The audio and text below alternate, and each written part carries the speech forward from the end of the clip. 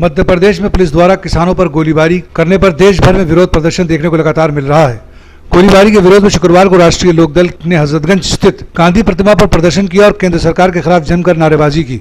राष्ट्रीय लोकदल के प्रदेश अध्यक्ष डॉक्टर मसूद अहमद का कहना है कि केंद्र की भाजपा सरकार ने किसानों के साथ छल किया, कर्ज माफी का झूठा वादा कर किसानों को धोखा दिया है। साथ ही कहा कि देश की जनता भाजपा सरकार के झूठे वादों से त्रस्त हो चुकी है, अब लोग सड़कों पर उतरने लगे हैं।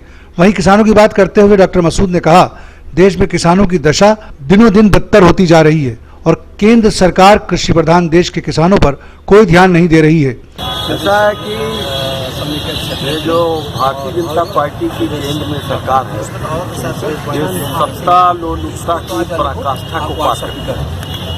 ये सत्ता पाने के लिए इतना झूठ बोले कि अब जनता परेशान होकर के जो वादे किए तो उसकी तलाश में निकल पड़ी है। और किसानों के साथ इन्होंने मतलब जो नहीं करना चाहिए था, जितना छल कपट करना था और कर लिया। और ये जो कर्ज माफी का इन्होंने खोखला नारा दिया, इसने किसानों को तबाह कर दिया है। किसान जो है चाहता है उसका कर्ज माफ हो, इसी कर्ज माफी के नाम पर इन्होंने वोट लिया, इनकी सरकार बनी।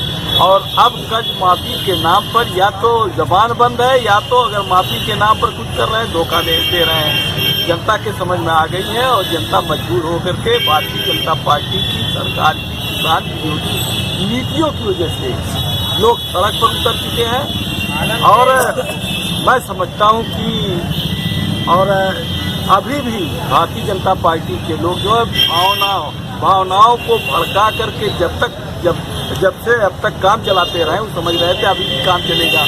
वहीं मध्य प्रदेश के मंदसौर की घटना को लेकर डॉक्टर मसूद ने कहा, अपनी फसलों का उचित मूल्य व कर्ज माफी की मांग कर रहे निर्दोष किसानों पर मध्य प्रदेश पुलिस द्वारा की गई भीषण गोलीबारी से हुई 6 किसानों की हत्या कहीं न कहीं भाजपा सरकार का किसान विरोधी रवैया उजागर करता है।